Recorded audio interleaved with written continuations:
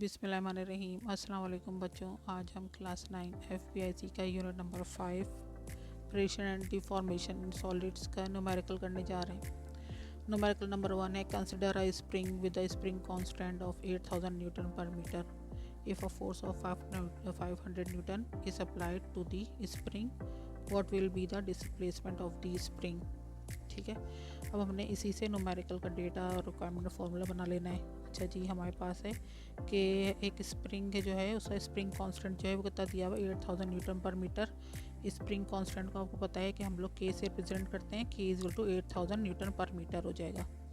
If a force of 500 newtons is applied to the spring, अगर 500 Newton's की force apply होती है यानी एफ इज टू 500 न्यूटन्स हो जाएगा, तो what will be the displacement of the spring. तो डिस्प्लेसमेंट ऑफ द स्प्रिंग क्या होगी, रिक्वायरमेंट हम लोग डिस्प्लेसमेंट ऑफ द स्प्रिंग को कैसे रिप्रेजेंट करते हैं, एक्स से करते हैं रिप्रेजेंट, तो x is to question mark हो जाएगा। ठीक है ना। तो जी सिंपली हमने इस पर क्या करना है, कौन सा फार्मूला अप्लाई कर देना है, हुक्स लॉ का फार्मूला अप्लाई कर देना है। हुक्स लॉ का फार्मूला होता है एफ इज टू के एक्स। हमने के मालूम करना है तो के हमने यहीं पर रुकना है और एफ के पास के को भेजेंगे तो एफ बाई के हो जाएगा। तो x is to f by k is to force है 500 की, हमने 500 लिख दिया, डिवाइड का निशान लगाएंगे, 8000 है 8000 लिख दिया। 500 डिवाइड बाई 8000 करेंगे तो हमारे पास आंसर आएगा 0.0625 मीटर्स। अच्छा जी, अब ये 0.0625 मीटर्स है। हमने क्या करना है, इसमें हमें डेसिमल को हमें फ़िक्स करना होता है नंबर के पास लाकर।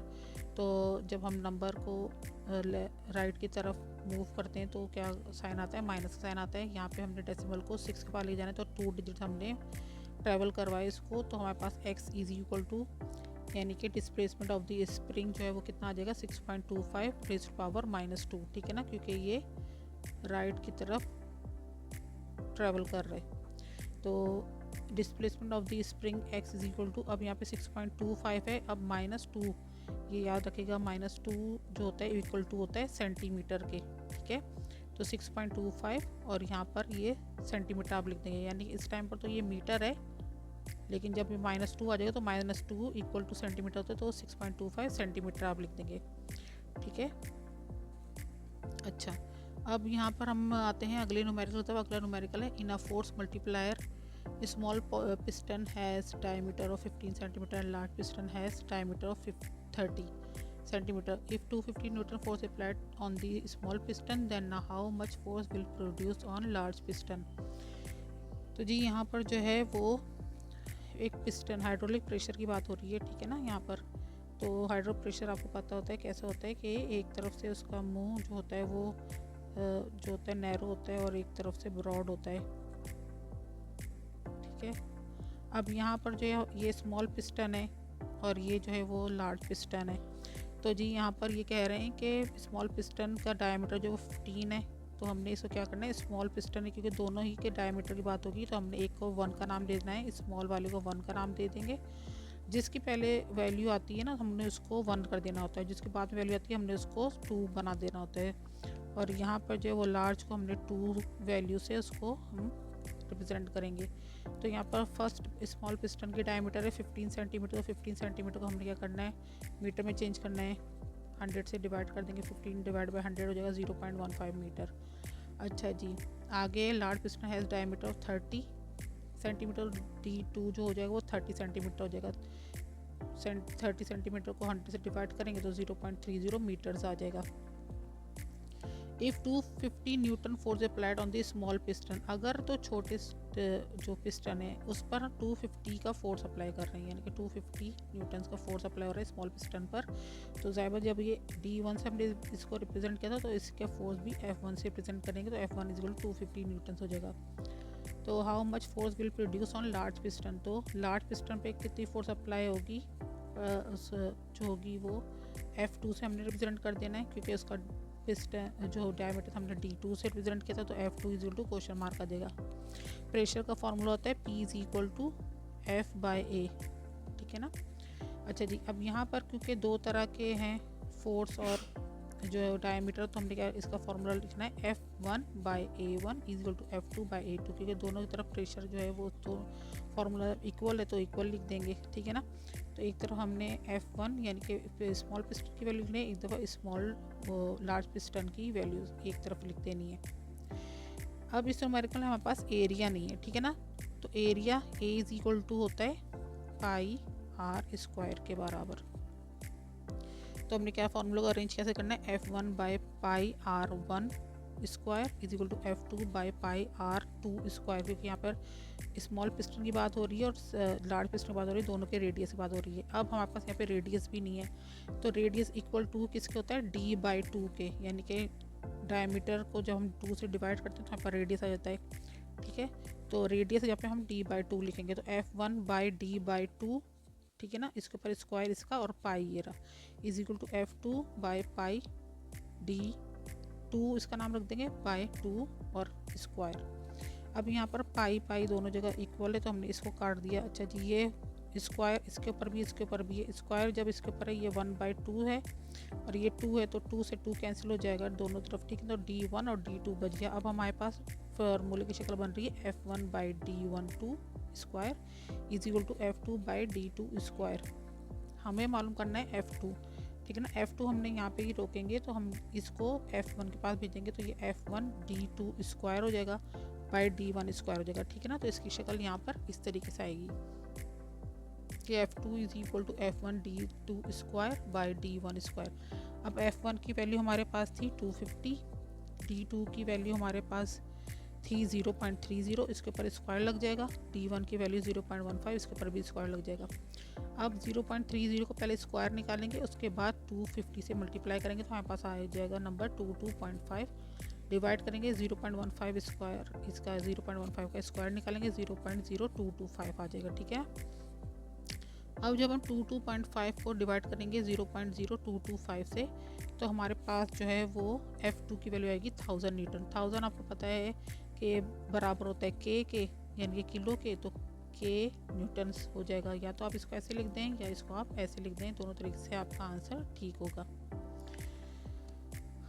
थर्ड हमारे पास न्यूमेरिकल है, a hydraulic car lifts a car of mass 1000 kg when we apply force of 50 Newton on a small piston. Radius of its small piston is 20 cm. Find the radius of its large piston.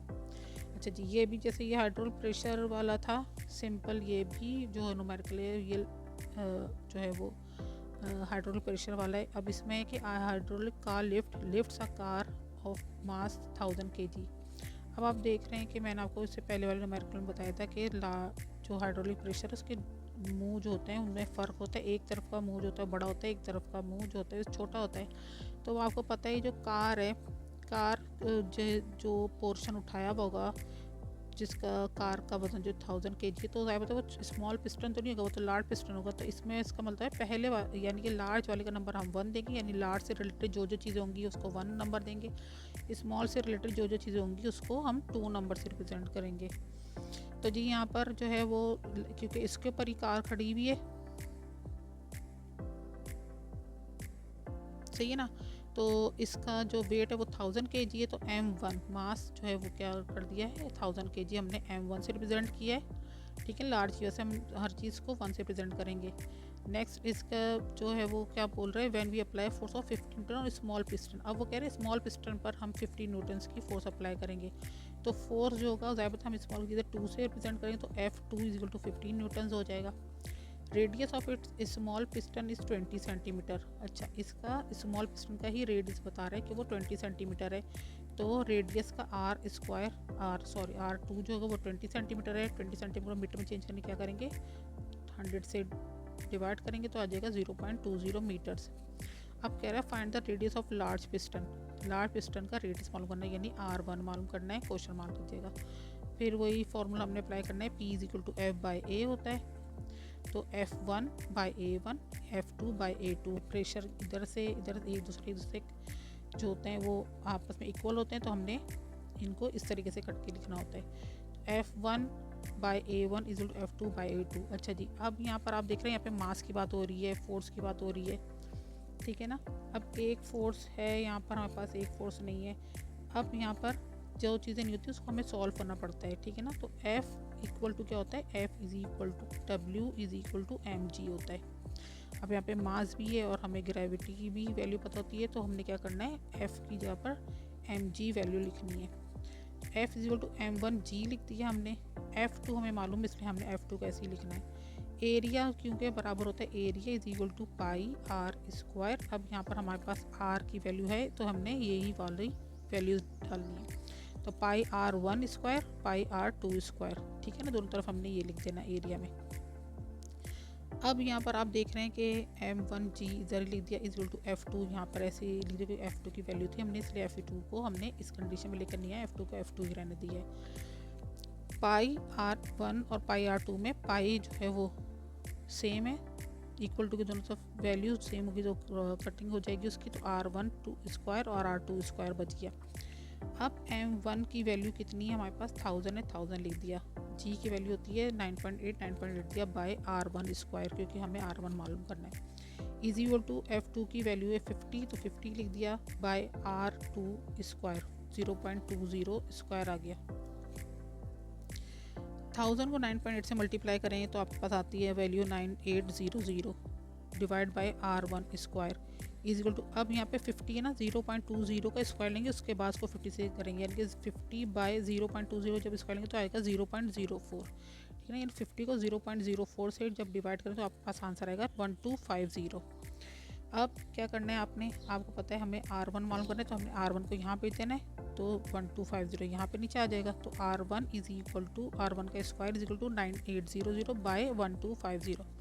अब 9800 by 1250 है value, 9800 को 1250 से आप divide करें, आपके पास answer आएगा 7.84।